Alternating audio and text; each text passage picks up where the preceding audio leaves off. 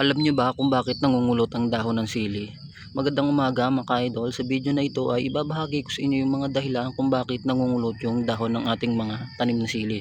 Kung mapapansin nyo mga ka-idol ay medyo kulot na yung pinakatalbos ng aking mga tanim na sili, itong sili na to. Ang dahilan dyan mga ka-idol, unang dahilan, kapag laging nabababad yung pinagtataniman nila, laging basang-basa, ay yung mga ugat niya mga ka-idol nagkakaproblema. Yung iba noon medyo nabubulok.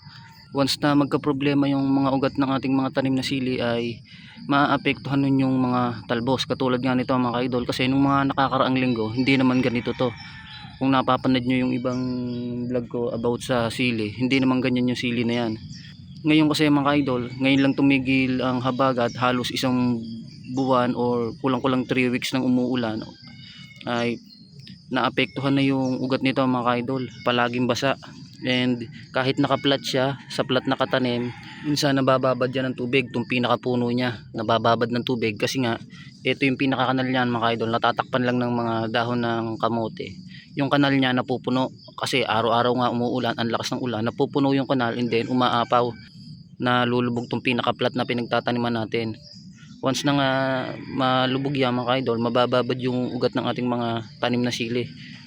Magkakaproblema na yung mga dahon niya base sa experience ko and observation dito sa aking tanim na sili na to. Kapag nababad ay nangungulot yung dahon nila. And mga ka-idol, kapag mainit naman ang panahon, kapag tag-init, ang isa pang dahilan ng pangungulot ng dahon ng sili ay yung sa sobrang init niya, nangungulot yung dahon nila mga ka-idol. Hindi nila kinakayanan, nai-stress yung ating mga tanim na sili sa sobrang init, kaya nangungulot yung mga dahon nila. Kapag mainit mga ka-idol, mapapansin nyo mga dahon ng tanim ng sili, once na mangulot yan, paangat, upward. Ganun yung pangungulot ng dahon ng sili kapag mainit. Ang solusyon doon mga ka-idol ay yung regular na pagdidilig. Wag lang sobrang lawa, yung sakto lang. Wag nyo lalawaan yung mga tanim ng sili. Kung didiligan nyo, saktong pagdidilig lang, and then lalagyan nyo ng organic mulch yung palibot ng pinagtataniman ng puno. Katulad dito halimbawa yan, lalagyan nyo ng organic mulch yan. Ganun yung ginagawa ko mga idol kapag mainit. Kung mapapanood nyo rin yung vlog natin about sa organic mulch, napakahalaga nun mga idol, kasi nga nami-maintain nun yung yung soil moisture, and then makakatulong yung organic mulch para hindi maapektuhan ng heat stress yung ating mga tanim.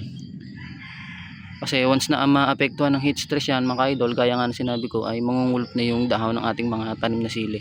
Mga idol, ito naman yung isa kong tanim na sili. Yung isa pang dahilan mga idol ng pangungulot ng dahon ng sili ay yung mga epekto ng pests and diseases, yung mga tiny bugs. Ano-ano ba yung mga idol? Tulad ng aphids, whiteflies, and mites. Tumitira yun sa pinakatalbos ng ating tanim na sili, sa mga ganto, sa ilalim na part. Once na may makita kayo dyan mga idol na mga whiteflies, aphids, or mites, ay magkakaproblema na yung mga dahon ng tanim ng sili. Mag-i-inject sila ng toxin dyan sa dahon ng sili para mangulot yung mga dahon ng mga tanim nyo. Ang solusyon doon mga idol, para maalis yung mga nakatira dyan na pests and diseases sa mga dahon ng tanim yung sili, ay pwede kayo mag-spray ng insecticide. Ano ba yung insecticide na pwede nyo gamitin? Kami mga idol, ang gamit namin dito sa bukid yung Brodan. Ayun yung pang-spray na ginagawa namin dyan. Insecticide na gamit namin para matanggal yung mga nakakapit dyan sa dahon na insekto na pwede sumira sa ating mga tanim na sili. And mga idol, hindi lang dyan tumitira sa pinakatalbos yun, sa pinakailalim ng talbos. Pati sa katawan, tumitira yung mga insekto na yon. Dyan sila, nakakapit sila dyan sa mga katawan ng mga sili na yan. Kaya maganda, i-check nyo lagi yung mga tanim yung sili kung may mga insekto na dyan na pwede sumira sa mga dahon nila, para ma-prevent na or mapigilan na agad natin yung pagkalat nila dyan. Halimbawa mga idol, dito pa lang, konti pa lang yung dahon na may mga aphids, whiteflies, or mites. Halimbawa, ilan pa lang yung dahon na yon. Pwede na muna kayong hindi gumamit ng insecticide doon na pamatay sa insekto na yon. Pwede nyong i-remove na lang yung dahon ng silin na yon, and then ilulubog nyo sa lupa. Ito halimbawa lang mga idol. Halimbawa yan, may mga nakatira na dyan na insekto na pwede sumira sa dahon na to.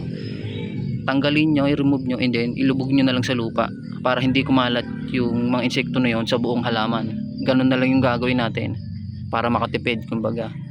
And then mga idol, yung iba pang dahilan kung bakit nangungulot yung dahon ng ating mga tanim na sili ay yung sa pag-apply natin ng fertilizer. Baka mamaya nakakapag-apply na tayo dyan ng sobrang daming nitrogen. Kailangan dapat balanse, kasi pag nasobrahan sa nitrogen mga idol ay nakakapangulot din ng dahon ng sili yon. Kaya dapat balanse yung paglalagay natin ng pataba. Sa akin mga idol, ang ginagawa kong paglalagay ng abono dito sa aking mga tanim ng sili is yung drenching method.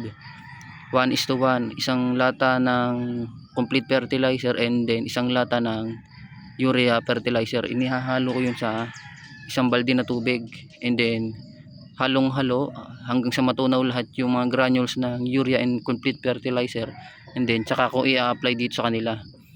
Isang puno ng sili, isang tabo, ayun yung ginagawa ko. Kasi mga idol, kapag nasobrahan nga sa nitrogen ay nangungulot yung mga dahon ng ating mga tanim na sili, base sa experience ko.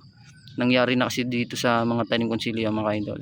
And then mga idol, yung isa pang dahilan ng pangungulot ng dahon ng sili ay yung baka mamaya nag-spray kayo ng weed killers, yung pang-spray na pamatay ng damo, and then malapit lang kayo sa mga tanim nyo. Once na ma-spray yan ng bahagya yan mga idol ay magkakaproblema na rin yung mga dahon ng tanim ng sili, kasi mga idol yung mga pang-spray na pamatay ng damo, matatapang masyado yung pang-spray na yon, nakaka-apekto yon sa ating mga tanim-tanim. Kaya kung mag-i-spray kayo, dapat ay sisiguraduhin yung hindi sila matatalsikan or mai-sprayan ng bahagya, kasi kapag na-sprayan niya ng tuluyan ay mamamatay din yung ating mga tanim na sili. Hindi lang sa sili mga idol, sa lahat ng ating mga halaman. Kaya dapat talagang maalam tayo mag-spray ng mga pamatay damo. Kung tawagin naman nyo mga idol ay chemical damage, yung kapag na-sprayan sila ng bahagya ng pamatay damo. Yung leaf curl virus tulad ng white flies and other insects mga idol ay pwedeng ipakalat na yun yung tinatawag na chili leaf curl virus sa buong halaman. Once na kumalat yun mga idol ay makikita nyo mga dahon ng tanim nyong sili, mga nakaangat na lahat yun. Kapag sobrang lala na mga idol, halos lahat ng dahon ay mga nakataas na yan na kulot. Ayun yung epekto nun mga idol. At ang iba pang epekto nun ay kung namumunga na yung mga tanim ng sili, pwedeng pwedeng humina yung fruit production nun, or ang worst case scenario, tumigil muna sa pumumunga yon. And then kung namumulaklak na yung mga tanim ng sili, ang worst case scenario ay pwedeng manlaglag na yung mga bulaklak ng tanim ng sili at huminto sa pamumulaklak. Ay yung napakalaking epekto sa ating mga tanim na sili. Kaya hanggat maaga masolusyonan na dapat natin yon. And yun mga idol, kung sa tingin nyo ay nagustuhan nyo yung video natin ngayon at nakatulong sa inyo, ay paki-like, share and subscribe naman mga idol. Malaking tulong sa atin yan. And syempre paki-hit na din yung notification bell button para lagi kayong updated kapag may bago tayong upload. Yun lang muna siguro mga idol. Maraming salamat sa inyong panonood.